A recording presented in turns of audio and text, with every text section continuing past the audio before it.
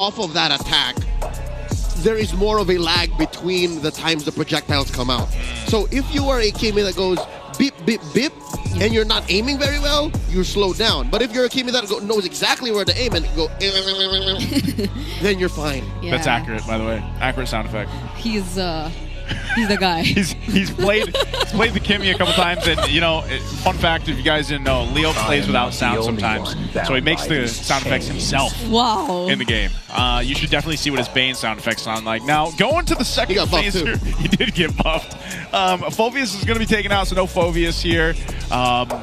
Obviously, still one of the powerhouse picks, and that's the thing. You gotta know what this matchup is gonna be against Lapu. Lapu's been performing really well, and you definitely want to go toe to toe though. So if it's the Hilda or potentially something else, that could work. Farsa is also being banned out here, taken out for those mid lane options, because that's what we gotta know for Smart Omega is what they want to put in the hands of Haji. Now, we did see a ton of Kaguras in the first half of the regular season, and I don't know, maybe he still ends up playing that here. Haji also is notorious this season for picking up the likes of a Lunox and a Vexana. Yep.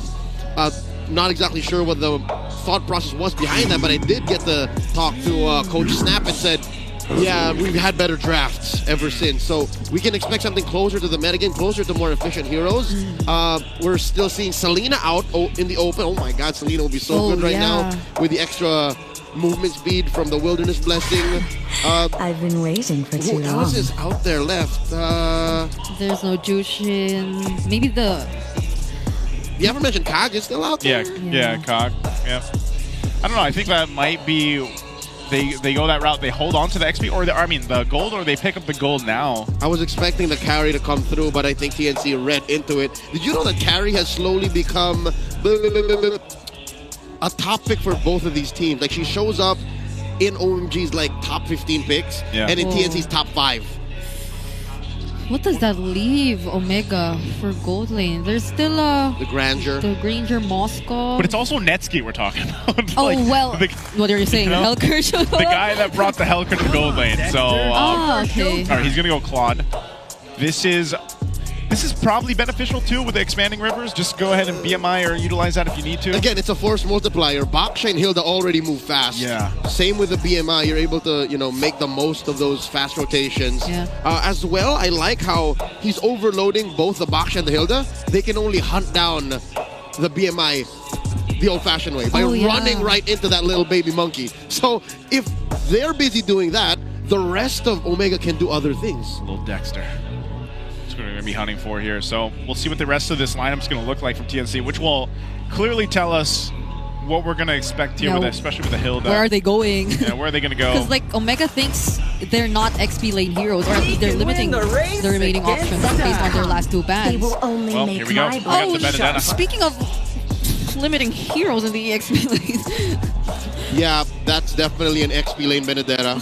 I've seen 3mar wreak havoc with his hero as far back as 2021. And then we get a Bruno. So this is a very fast lineup for TNC. The Phoenix Army are playing with a lot of firepower, very fast. Yeah. It's a lot of damage too, like if you think about it. Like if they're able to set this up with a Kimi and a Benedetta, like their fights around the objectives are actually going to be quite deadly. Yep. Yeah. But they have almost a non-existent box. Yeah. So if Smart Omega can clip them, and if Smart Omega can, get better target acquisition, right? Yeah. Then TNC is in trouble. There's the final pick for Omega. Haji gets his hands on Kagura. Despite Project Next, this draft looks very 1.9.90.2. Yeah. I guess it'll be the how they play around, because again, expanding rivers, it doesn't. I don't think it changes things too much. Like out of the 4 maps, it's like, yes, it's expanded. You're going to be able to move. I am curious to see if maybe some of the emblems changes. Yeah, like what he mentioned about the Wilderness Blessing. And how are we able to keep up with all the fights that might be happening, or all the rotations that might be happening? Now that it's Benedetta, I don't think she needs it. So maybe we're going to see one on mid. Well, no, this is still a... Yeah, we might see one on mid, and then definitely on Rome. Kimi and Chaknu, since he's on Hilda. Oh, so it is a Rome. It is a Rome Hilda. Hilda, all right. Yep. Yeah. So maybe two for TNC. Okay. Smart Omega gets 3. Smart Omega gets 3. I don't know, man. I think the Hilda, it was one of the heroes that I really wanted to go ahead and like look into, especially for this project next, to be able to see how she can utilize the whole change to roamers here. Yeah. And we'll see it in the hands of Chaknu. So let us know what you guys think. Who has the better team, better lineup here for Game 1 in this best of 3. Our first match on Project next as we jump in the land of Dawn here. Will be TNC or Smart Omega. And now going into this, you can already see this is kind of what we're going to expect. Like Chaknu, like this is the thing. He's level 2 already. Oh, yeah. So, and he got a little bit of that extra gold next XP because of, again, the way this works. So, yeah. Apparently being Hilda Roam is very fun in the current patch. You get to always scout your opponents, and that's going to be enough because all you need is to gain vision of them. But you, again, have to remind yourself that you have to lose them for at least 5 seconds before you get to proc that ability again to gain extra gold. So there you go. 2 for Smart Omega, 2 Wilderness Blessings. And just one for TNC. Again, TNC have the natural speed, so they're not using it as a force multiplier. They're just using it as its base, taking it at face value. Yeah. I think part of this too is like, I would just generally say maybe for Chaknu and the Hilda, like you can be pretty aggressive, but also eventually you still have to respect the fact that, you know, Super Yoshi with his hands on the Cho, he will be going for those setups, and maybe it happens a little bit earlier now if he gets a level 4 here, but you can see the focus leading into this. That's a difference, I guess. Like, this is Chaknu, but he's on a Hilda, so we might expect more of the disruption in the hands of Smart Omega, but that's a flicker forced out of Haji just 2 minutes into this game, so it's a win for TNC. So that's what you get with just immediate speed. Yeah. Again, just being there first and laying down the damage. That's the difference maker for TNC early on. Oh, and that's a lot of damage you're seeing from 3mar. James is very low now, might not be able to join the fight happening in the turtle because this might be a free objective going to the hands of Zaida. Chaknu just blocking the way. There's the way of the dragon, but he gets bursted down as well. 3mar TZ. Yoshi gets to flicker out though, so it's James instead who falls. Okay, they get that. James falls, but objective also in the hands of TNC. You know what? What I said about TNC not being able to hold the box holds true for Omega as well. These two teams, they're all about pickoffs. They're all about initiations. Yeah. A singular take or a single hero that is out of position makes all the difference. And TNC, they use that to their advantage. And it's just me, or are these fights and these rotations happening so much faster? Oh no! You could feel it. You could feel the expanding rivers, but Ryzen all alone won't get to escape 4 members of TNC. Super Yoshi, a bit too late, couldn't even help him there. Okay, so yeah, I have to agree with you, man. Like the rotations are happening quicker. And even the pressure, I feel like, in the side of the jungle, but also if we remember the infinite keys of victory, like this is part of it too. So right now, TNC definitely having that momentum in their favor, building up. And I mean, look at this. That first item on 3mar too, already having that blade is going to obviously help him against the matchup against James. But even when it comes to the objective fights, like that little bit of additional burst and pressure that the Benedetta is going to be able to put on is going to be great here. So yeah, it's pretty fast. Like this is generally a quicker rotation that we see in the early game. And that's definitely one thing you get with expanding rivers. This is trouble for Netsky because, oh, hold up. He should be fine. Has a flicker. Did not expect Benny Cutie to read into Haji hiding in the bush there. But yeah, Smart Omega, it's scary to think that even in the EXP lane, James getting bullied out. 3mar, exactly as we predicted in the draft, knows what he's doing. Their only real safe spot now is that gold lane. Yeah, and it's another way of the dragon that doesn't get converted to a kill. Grand Theft Purple! Yeah. Oh, this is tough. Look at the rotation here once again, too. TNC just making the way for the turtle, but they break this into a fight. Chaknu just kind of zoning out Super Yoshi. I'm not sure if he's going to be able to do anything without a kick here, so but they're going to get in position. Select the final blow, and the Petrify lands onto Ryzen! Perfect timing coming in from 3mar, and Zaida gets the turtle once more. Lancey didn't even have to do anything. He was just clearing the mid lane, and it's a clear win for TNC. This was painful to watch. Yeah. Because again, this was one of the first times in this game, 5 minutes in, that Smart Omega actually had a chance. Like they were there before TNC with their superior rotational speed came in, but TNC's CC is just so much more easily activatable. For Omega, James has to find that perfect jump. Yoshi has to find the perfect kick. But TNC, are we forgetting that all they have to do is get 3mar in the right spot, and that's everyone in that small vicinity petrified. A high-level piece of CC that, looking at Omega, Haji can only purify. He's the only one who can get that clear. Yeah, this just goes to show how consistent 3mar really is as an XP laner, regardless of what you let him use. And mind you, this was a Lapu that was prioritized by Omega in the draft. But you see it clearly being answered here by TNC. James doesn't get to rotate out that much, and he's never the first to position whenever there's a team fight. He just always tries to catch up, and that's when you know that TNC are already in control of whatever objective they're trying to take. Yeah, look at this too. First item for Zyna, already picking up the anti-caress. He's got that available, so that's why we see him, man. He's just like throwing himself into anybody that he finds for Smart Omega. Even if he shows up, you saw Haji already a couple of times pop the flicker just so, you know, he doesn't get taken out quickly, even if he has that kind of kit that Kagura works well with here. Benny Cutie, they're going to try to make a play? Oh, the stun lands on Ryzen, but he has the Phantom Execution up top though. What? Wow. They get to find a kill on 3mar. That's huge for Smart Omega. Took a 3-man gank squad. If I'm not mistaken, Yoshi actually uses kick. So all of that just for 3mar. Okay. James, is he going to get visited? Whoa. We're going to go back. All right, we're good. All right, so they were fine. Yeah, so James, it looked like he took a little bit of damage, but again, you can see the rotating happening here and just how much room you get to work with these expanding rivers in this new map, basically. But Turtle's up, most likely just going to be 3 for 3 for TNC. I don't think Ryzen's really in a position. He doesn't want to fall further behind. Yes, they whittled down about 1,000 of that gold that was originally about 3,000 ahead for TNC, but it's mainly just Ryzen being able to catch up, getting the farm that he needs. There's been a lot of pressure in his jungle, man.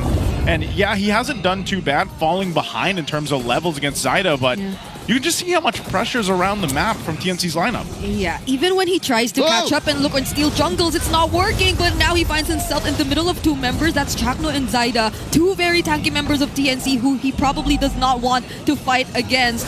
Now they're just trying to split them all up, but from behind, James will be jumping in. Doesn't land the Landshaker on Benny Cutie though. Chakno now trying to deal with him, but they're all just forced to return under the turret. There's not much that they can do.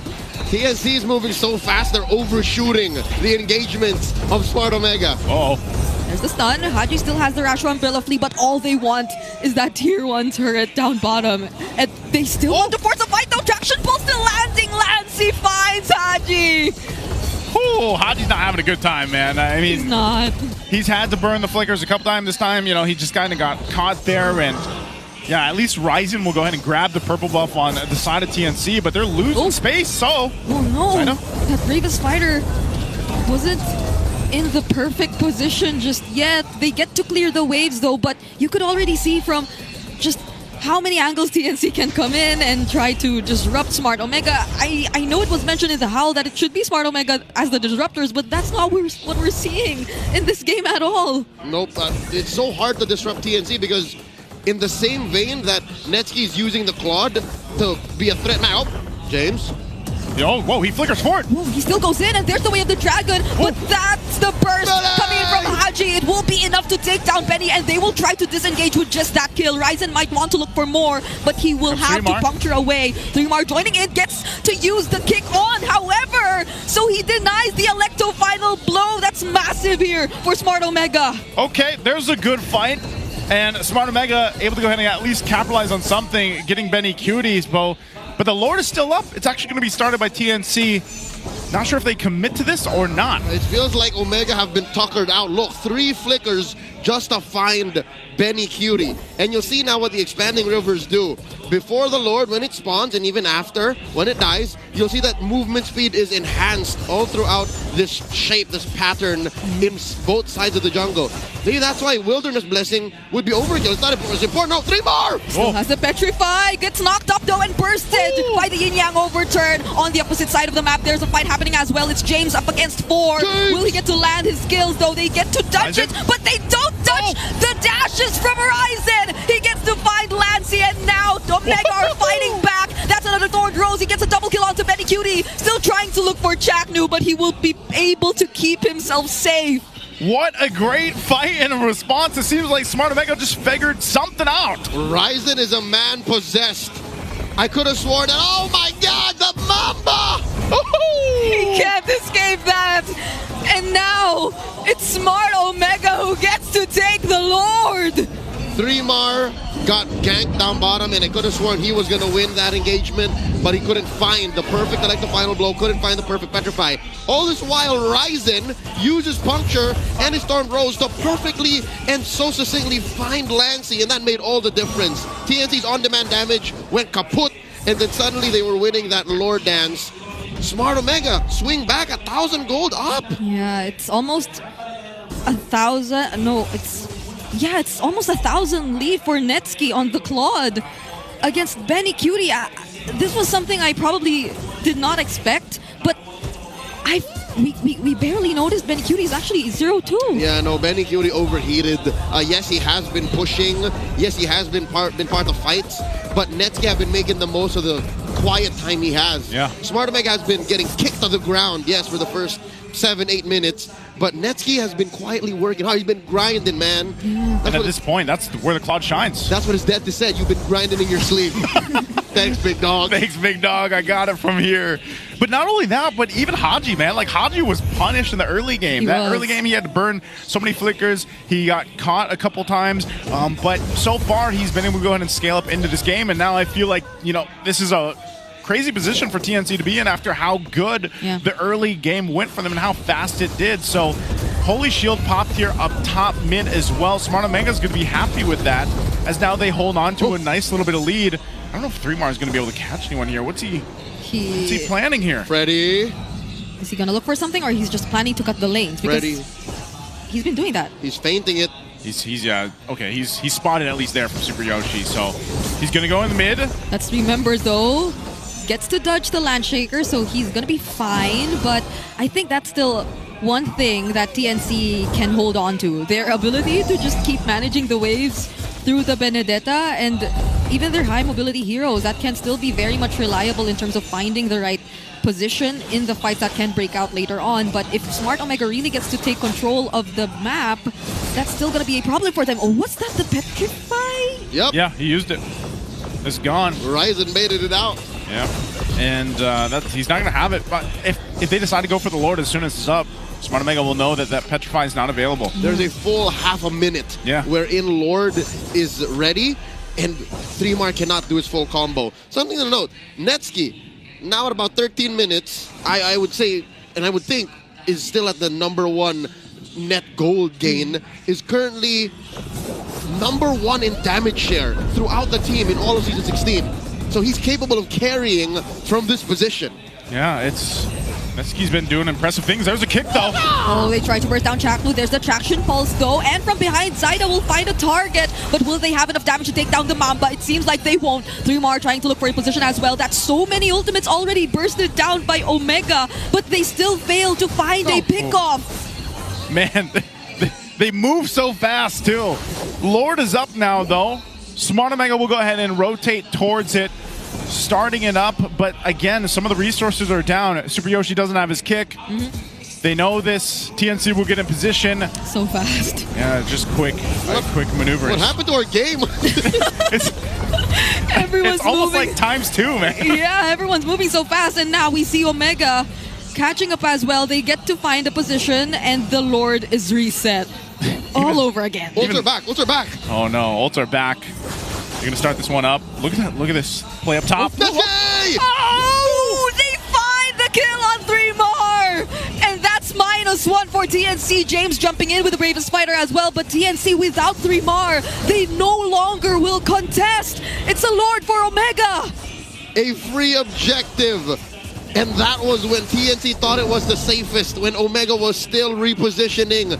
Haji and Netsuki, a two-man gank squad, found 3mar, the menace in the early game. Look at the items. Oh, man. Okay, so Netsuki's only second to Ryzen. How did Dean do this? Ryzen was getting bullied out of his buffs earlier on, and now he's currently #1. Oh, man, I don't know. It's a great recovery, though, from Smart Omega based on how the first portion of the game went. Kaisa mentioned this in the howl. The Wolf said, watch out for Ryzen's trading. Yeah. And I think TNC let that slip. They only dealt with it once, when they denied him of the jungle camps he was trying to take away from TNC. But after that, he just slipped under their nose. They never knew what he was up to. And now they have a Lord who they can potentially utilize to take away the base turrets. But even before they take the base turrets, they nearly take down Chaknu. Ryzen, though! Oh my goodness, gets to dodge that last turret shot. Sneaky Dean. Sneaky moves from Sneaky Dean. That Lord's going to push in that top turret. Do they force the fight here? Oh, yes, they will. James goes in. Doesn't use the Land Shaker yet, though, but they already take down one base turret. They're going to back off for now, and they'll be happy with that. Huge respect for TNC still. All right, 3 more overshot and cleared the wave from behind. That's why he was over there and he got time to recall. They're fine. TNC are breathing. Okay. It was a good thing that 3-mark cut that wave too. Yep. But still, Smart Omega got themselves in a position where it's like they can take these fights. I think this is also, you're going to see them just taking the resources if they can here. So, whoa. The damage. Yeah, they're so brave to take on 3-Mar because he's full damage. And they can possibly burst him down whenever they wanted to. Maybe that's also why Haji just decided to allot his entire combo of the Yin-Yang overturn, even despite the presence of the Electo Final Blow, because the second phase of the Umbrella could still catch up either way, and 3-Mar might just be one of the go-to targets for Omega now. Here's the thing.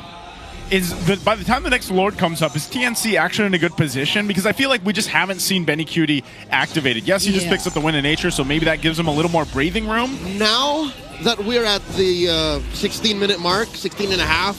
Oh, wait up. 3-Mar. 3-Mar. Here we go again. Fortunately gets to dodge away, but whoa, what is Zyda thinking? All right. Okay, no. Okay, I thought he was going. As I was saying, in the early game, when both teams couldn't hold a box, TNC was winning because their chunky front line was doing all the work. Now that the chunky front line just as quickly melts, I think Omega still have the advantage. TNC have to be very crafty about this. TNC have to find Netsky. TNC have to find Haji, pick him out for free, or force James to go overcommit and take him out for free before they can finally find a way to steal this Lord back. But right now, I'll tell you now, 6K up, Omega, they got their names written all over this Lord.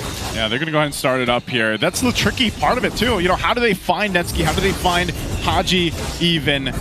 They'll leave 3-Mar to go deal with that long lane for now. Lord's going to go ahead and just be at half health. They can't fully just push it in because they still have to be able to respect what can happen here, too. Yeah. As long as Netsky's not caught out, that might be good, but yeah, this is the main thing. They're going to go for it, though. He gets to shred Chaknu down, and they distract everyone else as Ryzen takes the Lord. Do they still proceed with the fight, though? Zyda's still trying to chase after Haji. Forces out the Flicker, but Lancy gets bursted down, and the Blazing Duet coming in from Netsky deals enough damage. 3-Mar won't be able to escape this anymore as well, but Benny finds a shutdown, but it's not going to be enough because it's only Zyda left alone, and he too will fall. A double kill for Haji, and this might just be it for the barangay. I know we weren't playing on dangerous grass, but that was a dangerous bush setup, and that'll get Smart Omega a victory in Game 1 against TNC. They just held on. Smart Omega held on. And in that one team fight, they turned things around. Okay, I'm such a believer of Netsky and his quiet work now. The quiet work.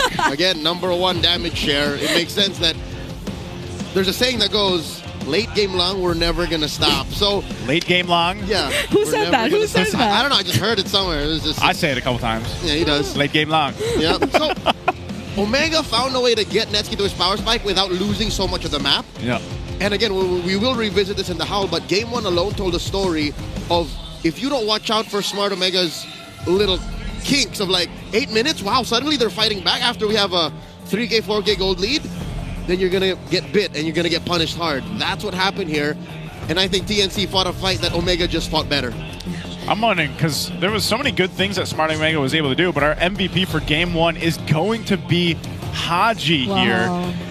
Again, he dealt with a lot of pressure in the early game, but I think also his setups, like the setup potential and also that initial burst damage that he was able to do with the Yin-Yang overturn for the Kagura helped allow some space because it worked well together in allowing Netsky to kind of swoop on in with the Blaze Duet. But like you guys mentioned, it took a while for Netsuki to get there. And that is the case with a Claude in general, where you need those 3 items. You know, you need that space to be able to jump in with those stacks and then go in Blazing Duet. But also that was set up by the fact that you also had a Lapu Lapu to help us kind of set things up. Like I said, there was a moment there, and we'll probably see it in the highlights, where it's like, in that last kind of Lord fight or Lord dance, they were on the retreat, but then they baited in Tnc into a fight that then they just got kind of smacked on. And, you know, again, it took Smart Omega quite a bit of time to get to this point, to get to this fighting form. Yeah, I think Kaji was just really the one of the most reliable members to find the right targets to burst.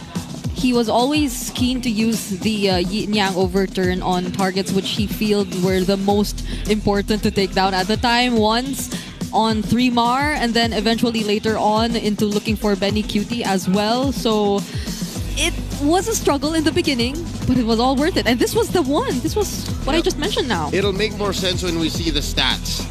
Because if Haji is number 1 or number 2 damage dealt overall, then you will know exactly what we're talking about, how he picks his right targets and he holds it down. Because if you think Netsuki is the threat magnet, what more Haji? He was the threat magnet from minute 1. So he helped Netsuki get to the point of critical mass of building his items so that Omega can get to this point.